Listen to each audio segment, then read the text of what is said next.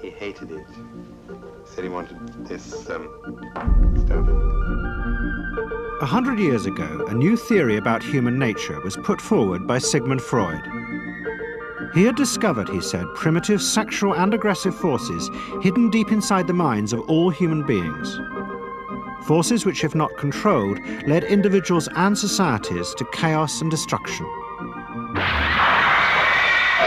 This series is about how those in power have used Freud's theories to try and control the dangerous crowd in an age of mass democracy. At the heart of the story is not just Sigmund Freud, but other members of the Freud family.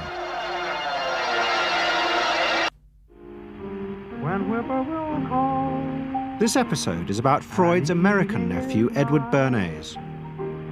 Bernays is almost completely unknown today, but his influence on the 20th century was nearly as great as his uncle's. Because Bernays was the first person to take Freud's ideas about human beings and use them to manipulate the masses.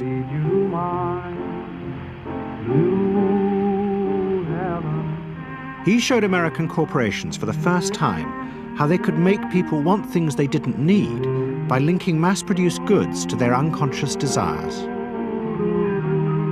Out of this would come a new political idea of how to control the masses.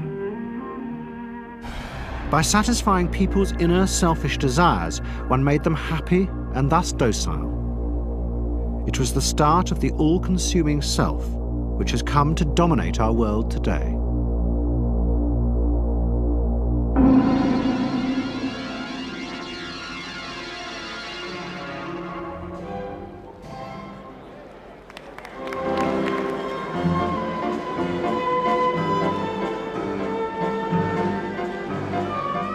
Freud's ideas about how the human mind works have now become an accepted part of society, as have psychoanalysts.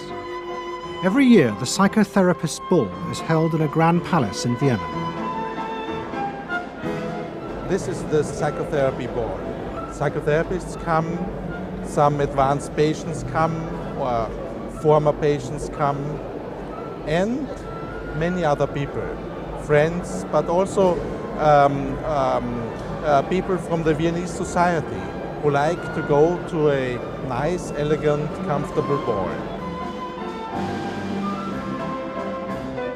But it was not always so. 100 years ago, Freud's ideas were hated by Viennese society. At that time, Vienna was the center of a vast empire ruling Central Europe.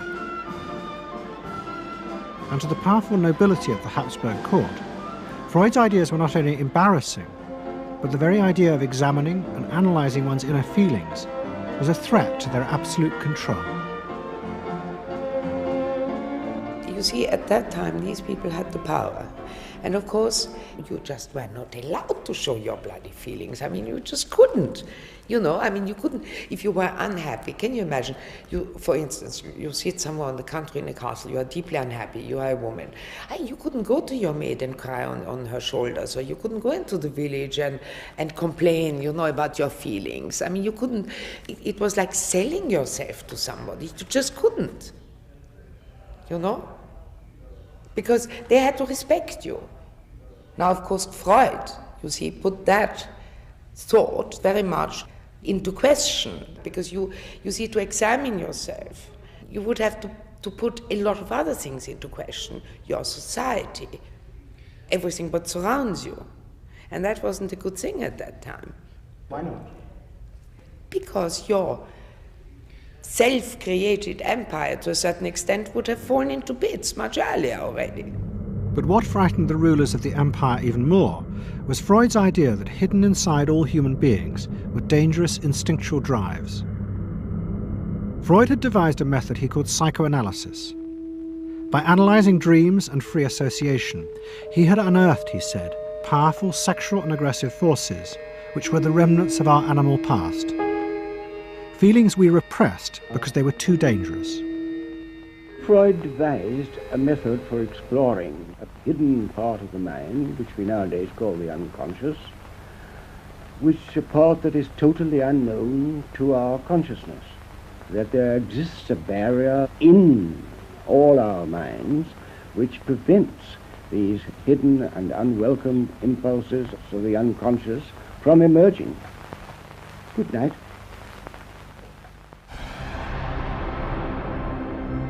In 1914, the Austro-Hungarian Empire led Europe into war. As the horror mounted, Freud saw it as terrible evidence of the truth of his findings. The saddest thing, he wrote, is that this is exactly the way we should have expected people to behave, from our knowledge of psychoanalysis. Governments had unleashed the primitive forces in human beings, and no one seemed to know how to stop them.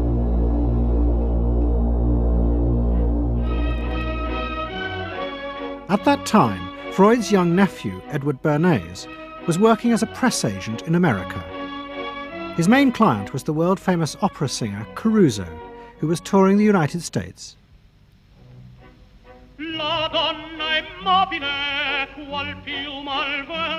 Bernays' parents had emigrated to America 20 years before, but he kept in touch with his uncle and joined him for holidays in the Alps. But Bernays was now about to return to Europe for a very different reason.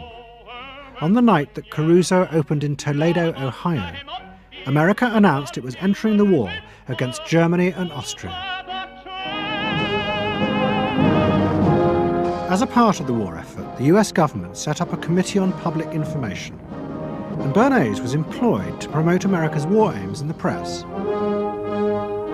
The President, Woodrow Wilson, had announced that the United States would fight not to restore the old empires, but to bring democracy to all of Europe. And Bernays proved extremely skillful in promoting this idea, both at home and abroad. And at the end of the war, he was asked to accompany the President to the Paris Peace Conference. Then, to my surprise, they asked me to go over with Woodrow Wilson to the peace conference. And at the age of 26, I was in Paris for the entire time of the peace conference that was held in the suburb of Paris, and we worked to make the world safe for democracy. That was a big slogan.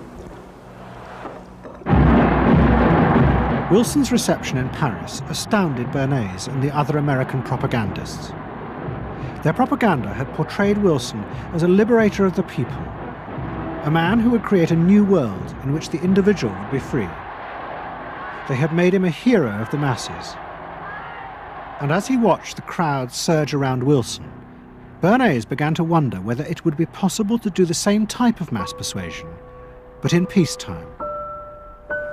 When I came back to the United States, I decided that if you could use propaganda for war, you could certainly use it for peace.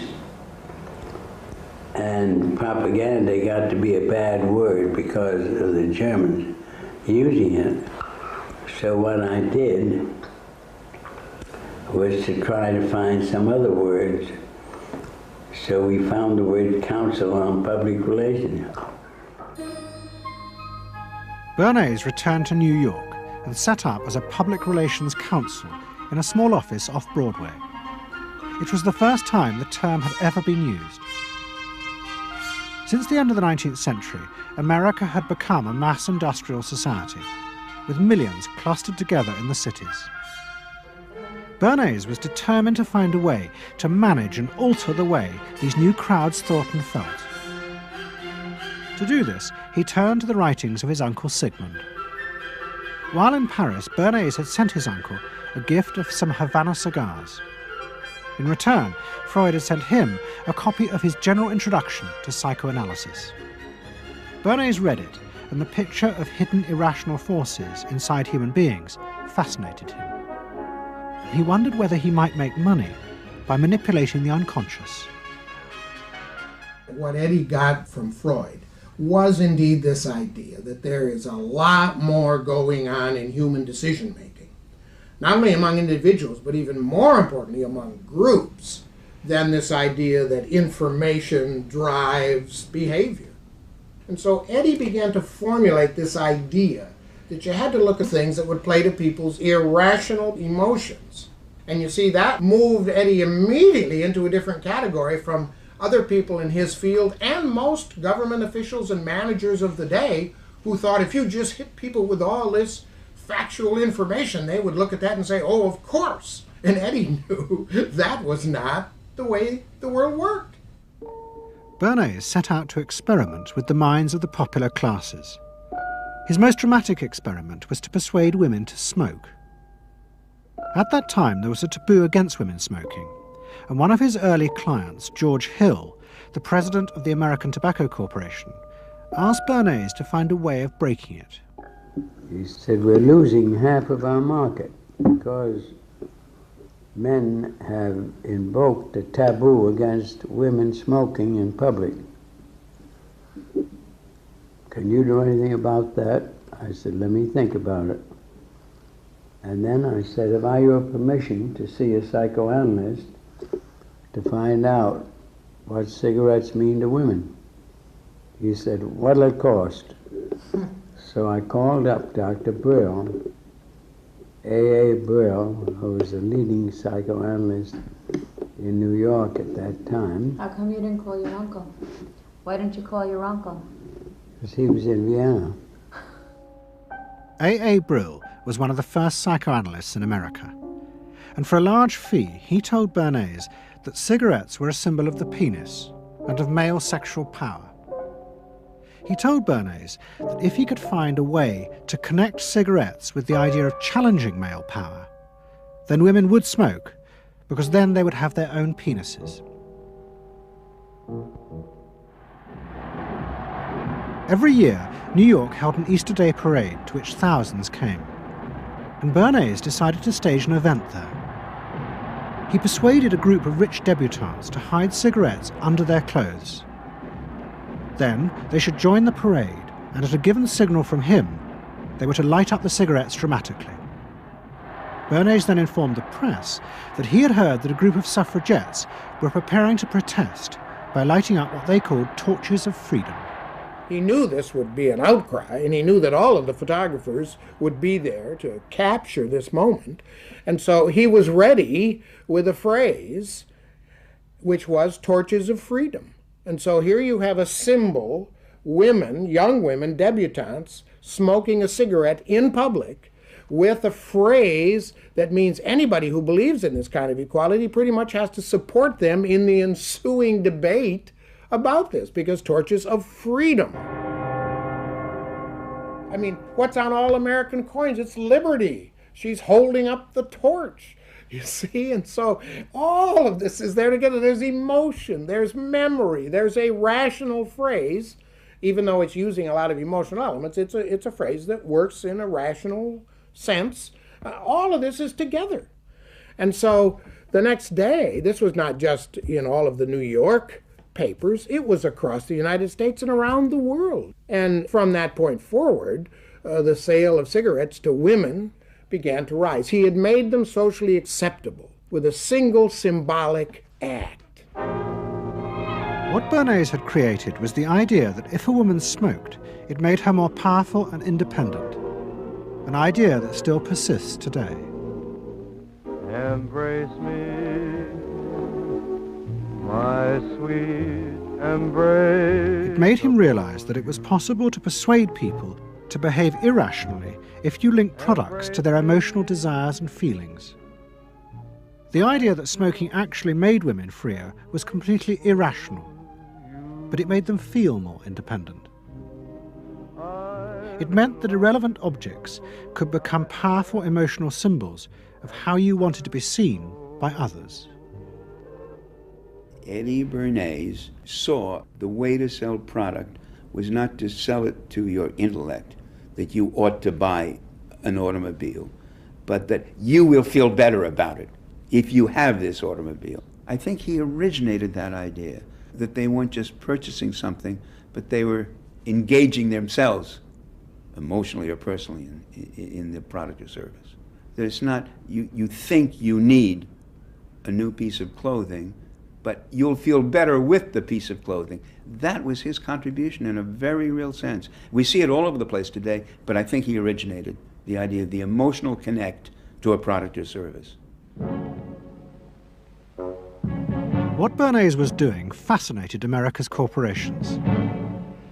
They had come out of the war rich and powerful, but they had a growing worry.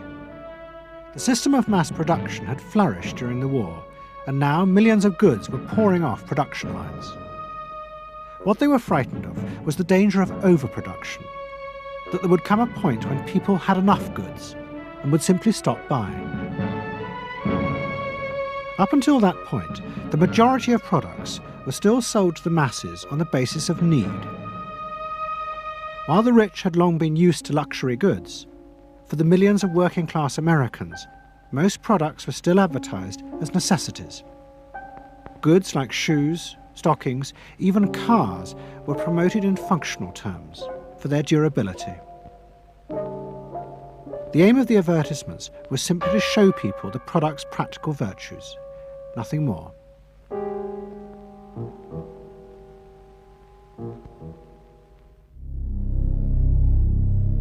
What the corporations realized they had to do was transform the way the majority of Americans thought about products. One leading Wall Street banker, Paul Mazur of Lehman Brothers, was clear about what was necessary.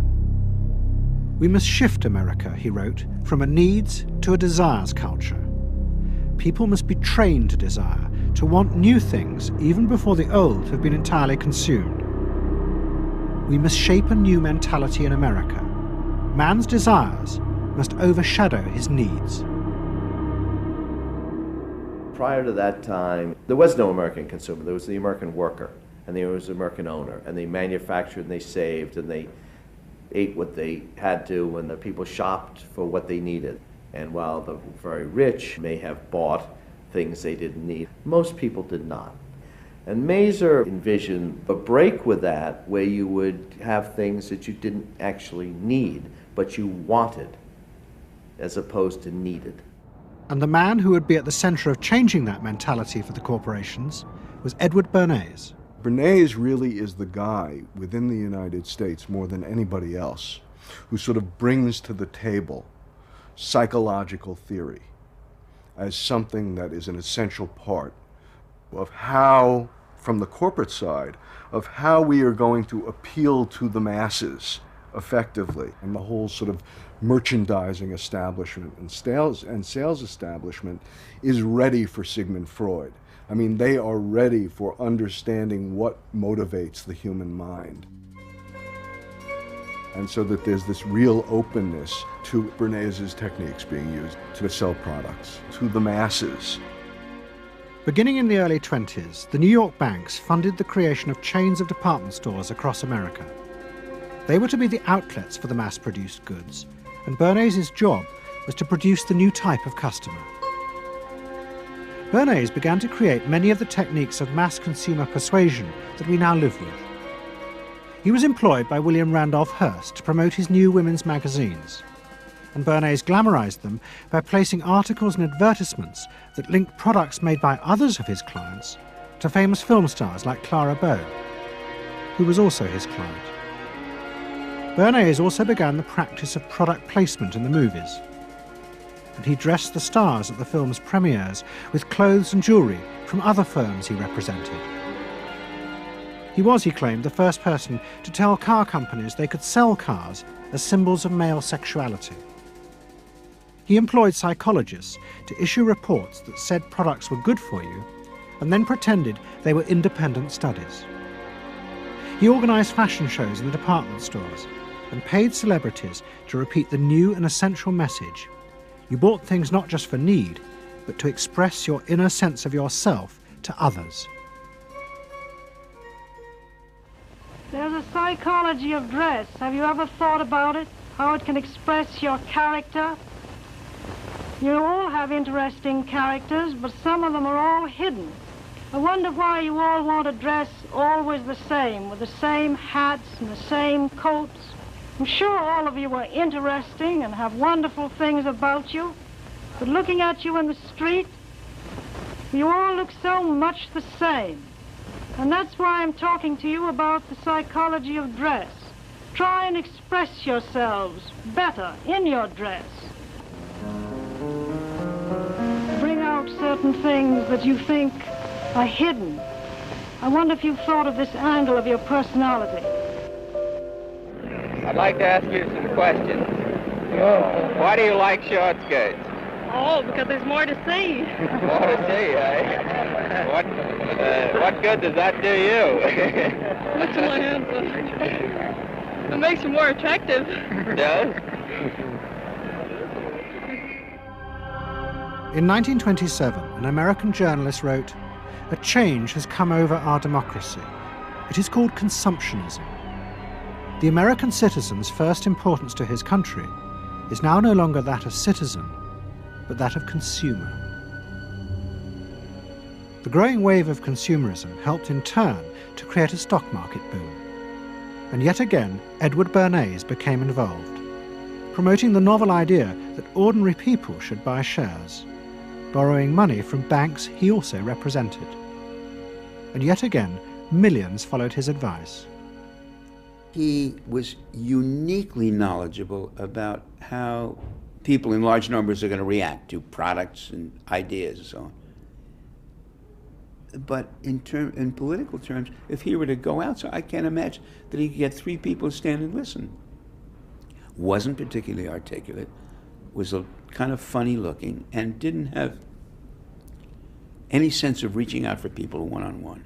None at all. He didn't think about people in groups of one, thought about people in groups of thousands. So I would have nothing to do with it. Hello? Bernays soon became famous as the man who understood the mind of the crowd. And in 1924, the president contacted him. President Coolidge was a quiet, taciturn man and had become a national joke. The press portrayed him as a dull, humorless figure. Bernays' solution was to do exactly the same as he had done with products. He persuaded 34 famous film stars to visit the White House. And for the first time, politics became involved with public relations. And I lined up these 34 people, and I'd say, "What's your name?" He'd say, "Al Jolson." I'd say, "Mr. President, Al Jolson." Next day, every newspaper in the United States had a front page story. President Coolidge entertains actors at White House. And the Times had a headline which said, "President nearly laughed." And everybody was happy.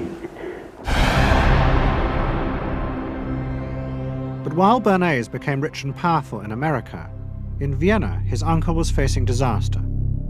Like much of Europe, Vienna was suffering an economic crisis and massive inflation, which wiped out all of Freud's savings. Facing bankruptcy, he wrote to his nephew for help. Bernays responded by arranging for Freud's works to be published for the first time in America, and began to send his uncle precious dollars, which Freud kept secretly in a foreign bank account. He was Freud's agent, if you will, to get his books published. Well, of course, once the books were being published, Eddie couldn't help himself but to promote these books, see that everybody read them, make them controversial, emphasize the fact that, do you know what Freud says about sex and what he says cigarettes are a symbol of and so on and so forth? How do you suppose all those stories got out? Certainly the academics weren't spreading these around the country. Eddie Bernays was. Then, when Freud became accepted, well then, of course, to go to a client and say, "Well, Uncle Siggy," see, then that had some cachet. But notice there, first Eddie created Uncle Siggy in the U.S., made him acceptable, secondly, and thirdly, then capitalized on Uncle Siggy. Typical Bernays performance. Bernays also suggested that Freud promote himself in the United States. He proposed his uncle write an article for Cosmopolitan, a magazine that Bernays represented, entitled "A Woman's Mental Place in the Home." Freud was furious. Such an idea, he said, was unthinkable. It was vulgar, and anyway, he hated America. Freud was now becoming increasingly pessimistic about human beings. In the mid-20s, he retreated in the summers to the Alps, sometimes staying in an old hotel, the Pension Moritz in Berchtesgaden. It is now a ruin.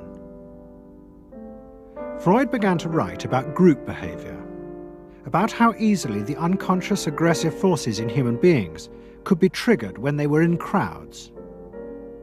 Freud believed he had underestimated the aggressive instincts in human beings. They were far more dangerous than he had originally thought. After World War I, Freud was basically a pessimist.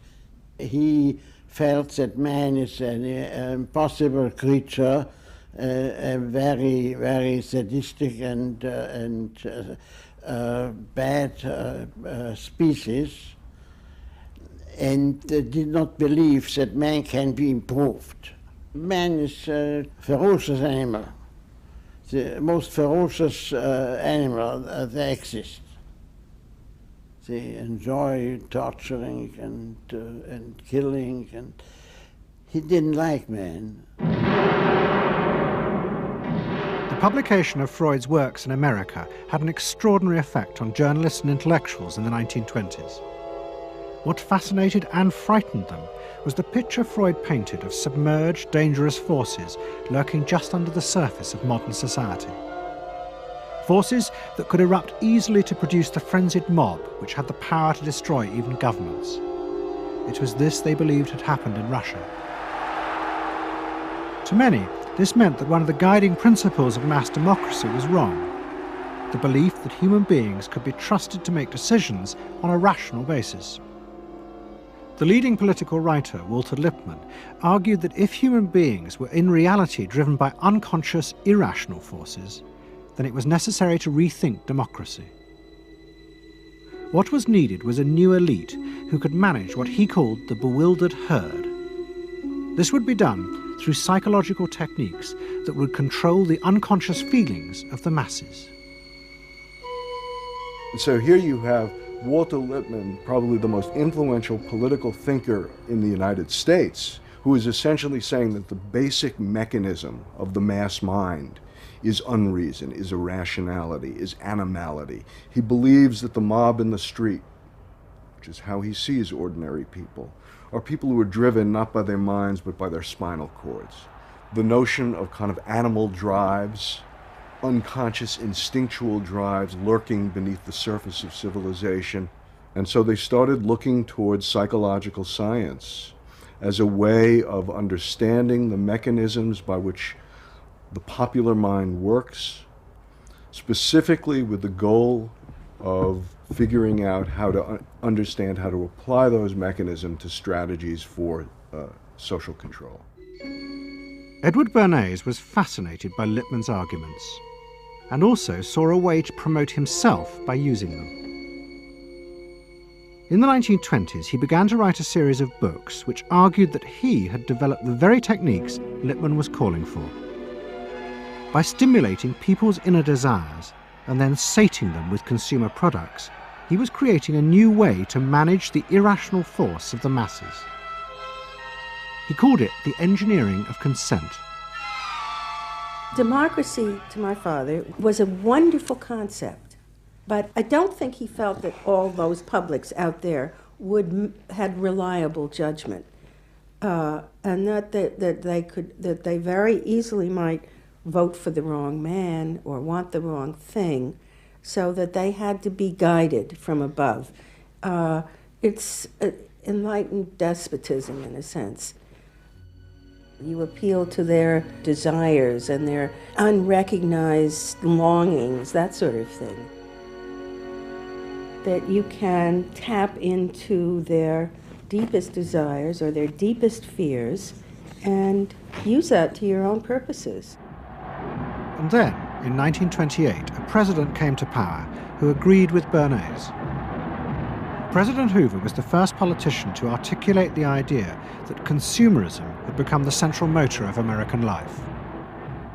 After his election, he told a group of advertisers and public relations men, "You have taken over the job of creating desire and have transformed people into constantly moving happiness machines. Machines which have become the key to economic progress." What was beginning to emerge in the 1920s was a new idea of how to run mass democracy. At its heart was the consuming self, which not only made the economy work, but was happy and docile, and so created a stable society. Both Bernays and Littman's concept of managing the masses takes the idea of democracy and it turns it into a palliative. It turns it into giving people some kind of feel-good medication that will respond to an immediate pain or an immediate yearning, but will not alter the objective circumstances one iota. I mean, democracy really, the idea of democracy at its heart was about changing the relations of power that had governed the world for so long. And Bernays' concept of democracy was one of maintaining the relations of power, even if it meant that one needed to sort of stimulate the psychological lives of the public. And in fact, in his mind, that was what was necessary. That if you can keep stimulating the irrational self, then leadership can basically go on doing what it wants to do. Bernays now became one of the central figures in a business elite that dominated American society and politics in the 1920s. He also became extremely rich and lived in a suite of rooms in one of New York's most expensive hotels, where he gave frequent parties. Oh my goodness. He had a home in the corner suite of the Sherry Netherland Hotel. And here's this wonderful suite with all these windows looking out on Central Park and across at the plaza and on the square. And he would use this place to hold a soiree. The mayor would come. All the media leaders would come, the political leaders, the business leaders, the people in the arts. I mean, it was a who's who. People wanted to know Eddie Bernays because, you know, he himself became a sort of a famous man, a sort of a magician who could make these things happen. He knows everybody. He knows the mayor and he knows the senator and he calls politicians on the telephone as if he did get literally a high or a bang out of doing what he did. And that's fine, but it can be a little hard on the people around you, especially when you make other people feel stupid.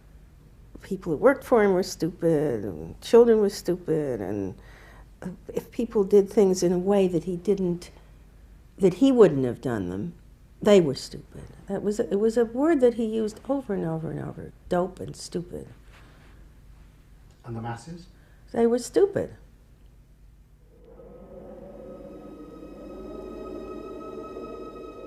But Bernays' power was about to be destroyed dramatically, and by a type of human irrationality he could do nothing to control.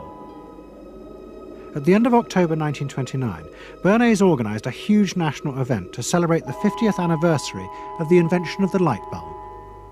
President Hoover, the leaders of major corporations, and bankers like John D. Rockefeller were all summoned by Bernays to celebrate the power of American business.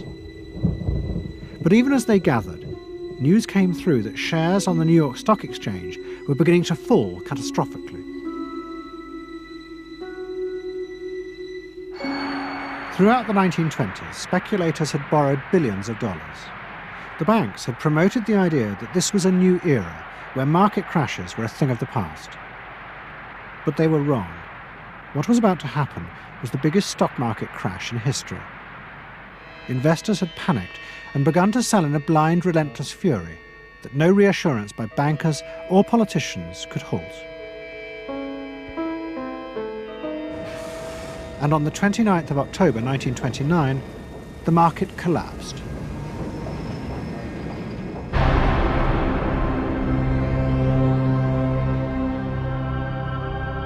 The effect of the crash on the American economy was disastrous.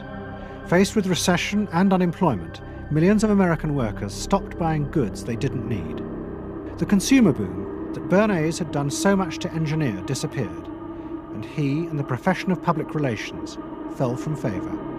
Bernays' brief moment of power seemed to be over.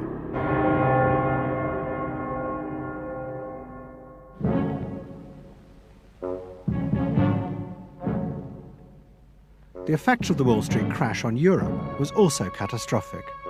It intensified the growing economic and political crisis in the new democracies. In both Germany and Austria, there were violent street battles between the armed wings of different political parties.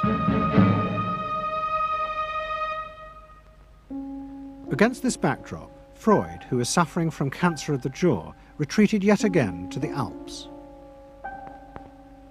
He wrote a book called Civilization and Its Discontents.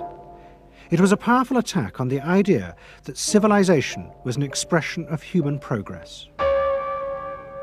Instead, Freud argued, civilization had actually been constructed to control the dangerous animal forces inside human beings. What was implicit in Freud's argument was that the ideal of individual freedom, which was at the heart of democracy, was impossible. Human beings could never be allowed to truly express themselves because it was too dangerous. They must always be controlled and would thus always be discontent.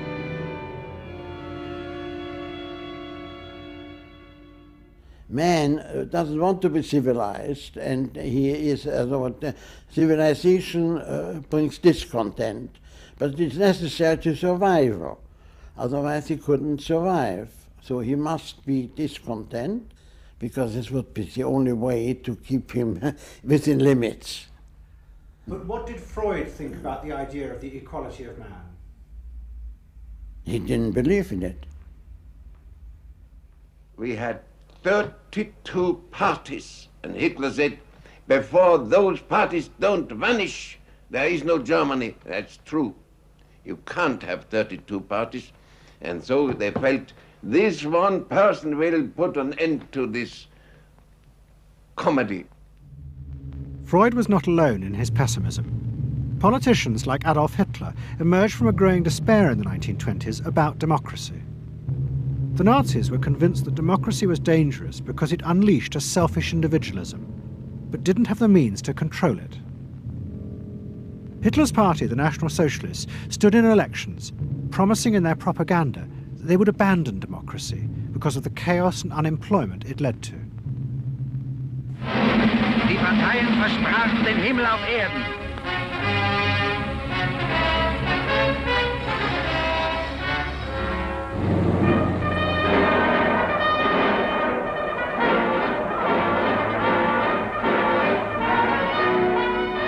In March 1933, the National Socialists were elected to power in Germany, and they set out to create a society that would control human beings in a different way. One of their first acts was to take control of business.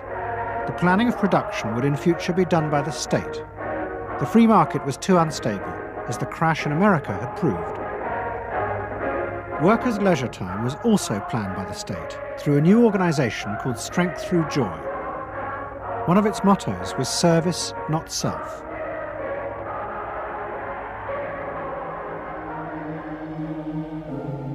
But the Nazis did not see this as a return to an old form of autocratic control. It was a new alternative to democracy, in which the feelings and the desires of the masses would still be central, but they would be channeled in such a way as to bind the nation together. The chief exponent of this was Joseph Goebbels, the Minister of Propaganda. Es mag gut sein, Macht zu besitzen, die auf Gewehren ruht. Besser aber und beglückender ist es, das Herz eines Volkes zu gewinnen und es auch zu behalten. Goebbels organised huge rallies whose function, he said, was to forge the mind of the nation into a unity of thinking, feeling and desire. One of his inspirations, he told an American journalist, was the writings of Freud's nephew, Edward Bernays. In his work on crowd psychology, Freud had described how the frightening irrationality inside human beings could emerge in such groups. The deep, what he called libidinal forces of desire, are given up to the leader, while the aggressive instincts are unleashed on those outside the group. Freud wrote this as a warning, but the Nazis were deliberately encouraging these forces because they believed they could master and control them. Well, Freud was saying that masses are bound by libidinal forces. They love each other and delegate their ideas and their feelings to the chap on top. What are libidinal forces? What are libidinal forces? Well, forces of love. Not hate? No. Hate is delegated to the others outside.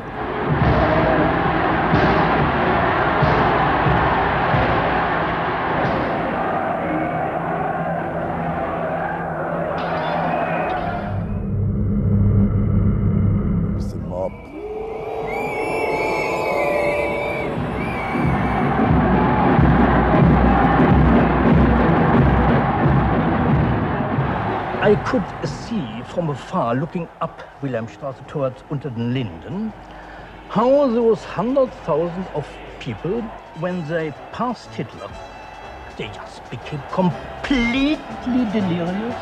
They began to shout these cries I will never get out of my ears. Heil, Sieg, Heil. They demented. And here I got confirmation how those irrational forces, uncontrollable forces in Germany, in the Germans, had erupted, had broken out, were running riot, were departing, marching on.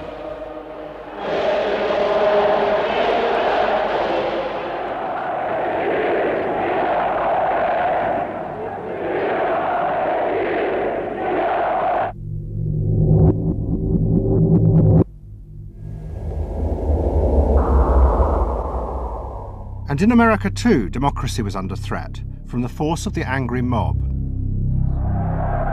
The effect of the stock market crash had been disastrous. There was growing violence as an angry population took out their frustration on the corporations who were seen to have caused this disaster.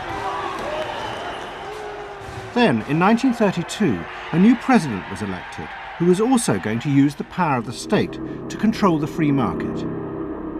But his aim was not to destroy democracy, but to strengthen it. And to do this, he was going to develop a new way of dealing with the masses.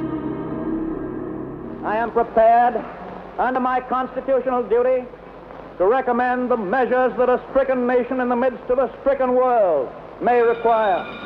But in the event that the national emergency is still critical, I shall not evade the clear course of duty that will then confront me.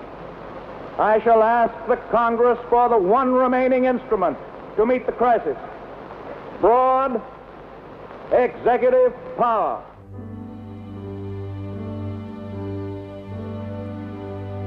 It was the start of what would become known as the New Deal. Roosevelt assembled a group of young technocrats and planners in Washington. He told them that their job was to plan and run giant new industrial projects for the good of the nation. Roosevelt was convinced that the stock market crash had shown that laissez-faire capitalism could no longer run modern industrial economies. It had become the job of government.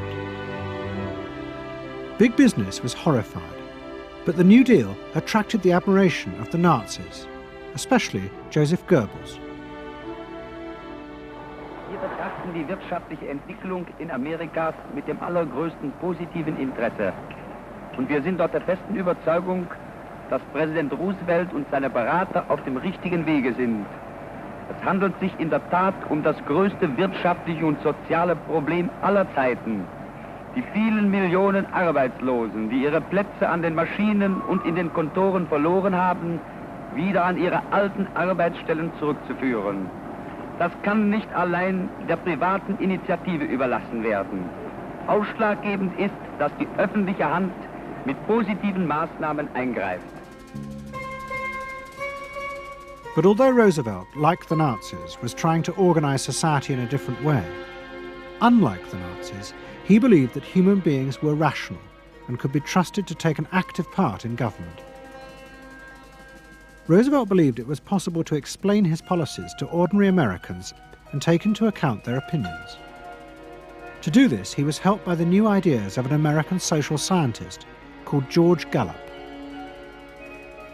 Favorite reading of New Deal Washington, the survey of U.S. public opinion. From offices at Princeton, New Jersey, a famed statistician, Dr. George Gallup, tells Washington from week to week what the nation is thinking.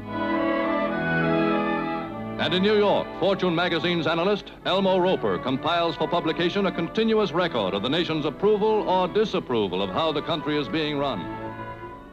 Gallup and Roper rejected Bernays' view that human beings were at the mercy of unconscious forces and so needed to be controlled. Their system of opinion polling was based on the idea that people could be trusted to know what they wanted. They argued that one could measure and predict the opinions and behaviour of the public if one asked strictly factual questions and avoided manipulating their emotions. Well, how about this one? Do you think Franklin D. Roosevelt's New Deal has been bad for the nation in general? No, that question's loaded. It automatically suggests an answer. Well, how about this? Is your present feeling toward President Roosevelt one of general approval or general disapproval? That's better. Prior to scientific polling, the view of many people was that you couldn't trust public opinion. It was irrational, that it was ill-informed, it was chaotic, unruly, and so forth. And so that opinion should be dismissed. But with scientific polling, I think it established very clearly that people are rational, that they do make good decisions, and this offers democracy a chance to be truly informed by the public, giving everybody a voice in the way the country is run. I know my father wouldn't necessarily say the voice of the public is the voice of God, but he did feel very much that the voice of the people is a rational voice and should be heard. What Roosevelt was doing was forging a new connection between the masses and politicians. No longer were they irrational consumers who were managed by sating their desires. Instead, they were sensible citizens who could take part in the governing of the country. In 1936, Roosevelt stood for re-election. He promised further control over big business. To the corporations, it was the beginning of a dictatorship.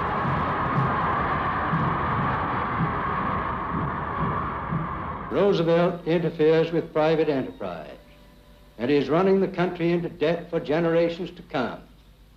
The way to get recovery is to let business alone. But Roosevelt was triumphantly re-elected. It looks, my friends, like a real landslide this time. So please let me thank you again and tell you that I hope to see you all very soon and bid you an affectionate good night. Faced with this, business now decided to fight back, to regain power in America. At the heart of the battle would be Edward Bernays and the profession he had invented, public relations. Following that election, business people start to get together and start to carry on discussions, primarily in private, and they start talking to each other about the need to sort of carry on ideological warfare against the New Deal and to sort of reassert the sort of connectedness between the idea of democracy on the one hand and the idea of privately owned business on the other. And so, under the umbrella of an organization which still exists, which is called the National Association of Manufacturers, and whose membership included all of the major corporations of the United States, a campaign is launched explicitly designed to create emotional attachments between the public and big business. It's Bernays' techniques being used on a grand scale. I mean, totally.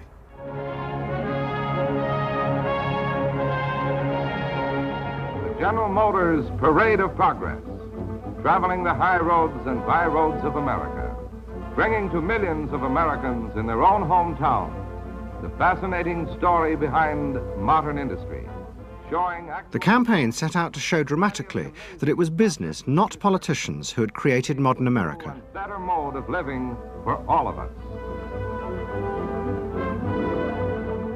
Bernays was an advisor to General Motors, but he was no longer alone. The industry he had founded now flourished as hundreds of public relations advisors organized a vast campaign. They not only used advertisements and billboards, but managed to insinuate their message into the editorial pages of the newspapers. It became a bitter fight. In response to the campaign, the government made films that warned of the unscrupulous manipulation of the press by big business. And the central villain was the new figure of the public relations man. They tried to achieve their ends by working entirely behind the scenes, corrupting and deceiving the public. The aims of such groups may be either good or bad, so far as the public interest is concerned, but their methods are a grave danger to democratic institutions. The films also showed how the responsible citizen could monitor the press themselves. They could create a chart that analysed the reporting for signs of hidden bias. But such earnest instruction was to be no match for the powerful imagination of Edward Bernays. He was about to help create a vision of the utopia that free market capitalism would build in America if it was unleashed.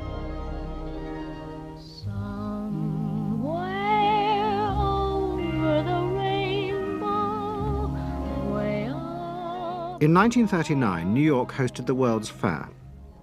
Edward Bernays was a central advisor. He insisted that the theme be the link between democracy and American business.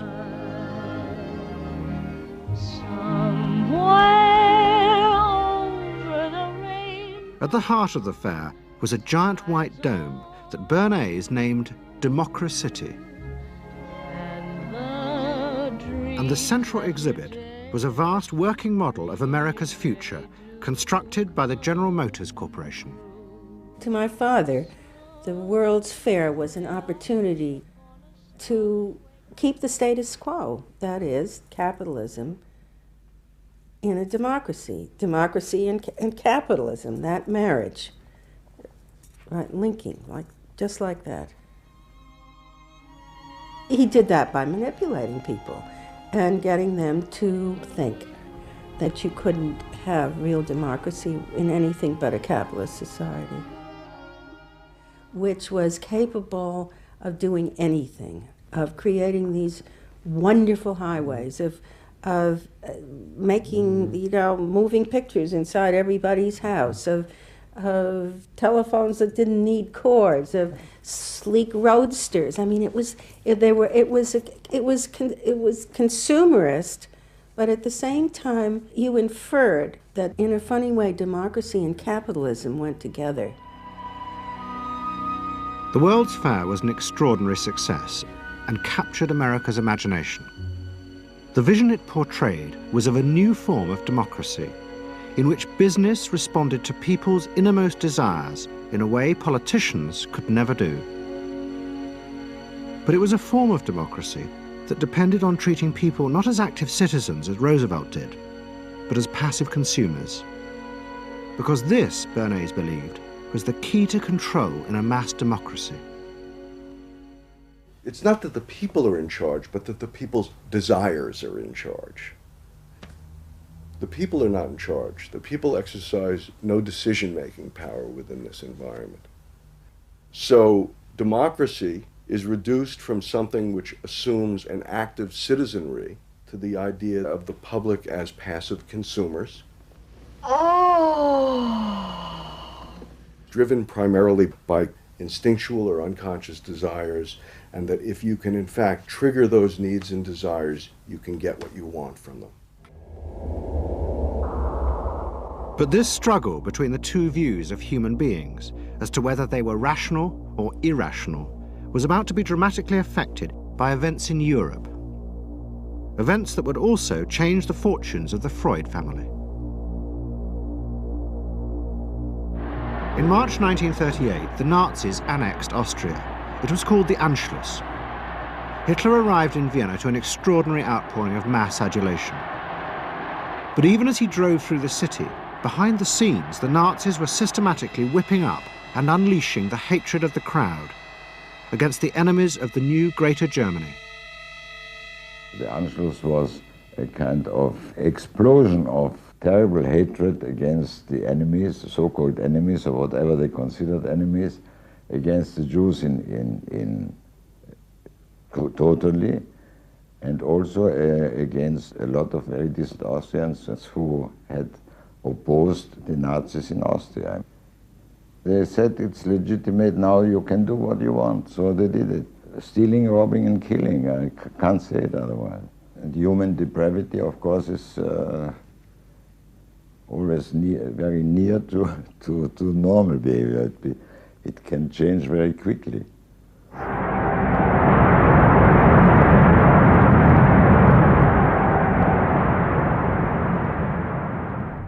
As the violence and assassinations raged in Vienna, Freud decided he had to leave.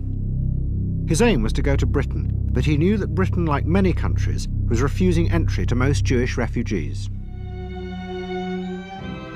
But help came from the leading psychoanalyst in Britain, Ernest Jones. He was in the same ice skating club as the Home Secretary, Sir Samuel Hoare, and Jones persuaded Hoare to issue Freud a British work permit. And in May 1938, Freud, his daughter Anna, and other members of his family set off for London.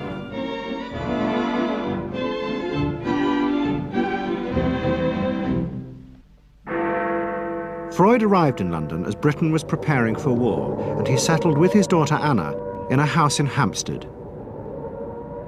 But Freud's cancer was now far advanced, and in September 1939, just 3 weeks after the outbreak of war, he died.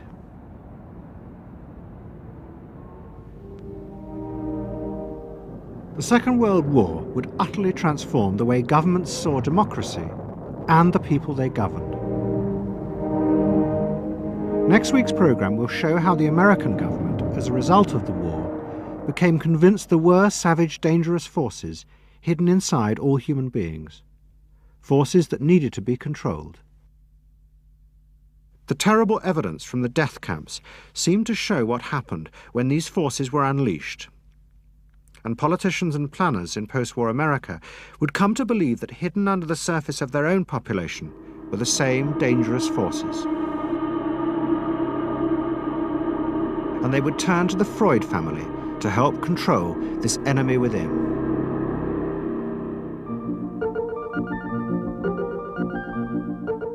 And ever adaptable, Edward Bernays would work not just for the American government, but the CIA. And Sigmund Freud's daughter, Anna, would also become powerful in the United States because she believed that people could be taught to control the irrational forces within them. Out of this would come vast government programs to manage the inner psychological life of the masses.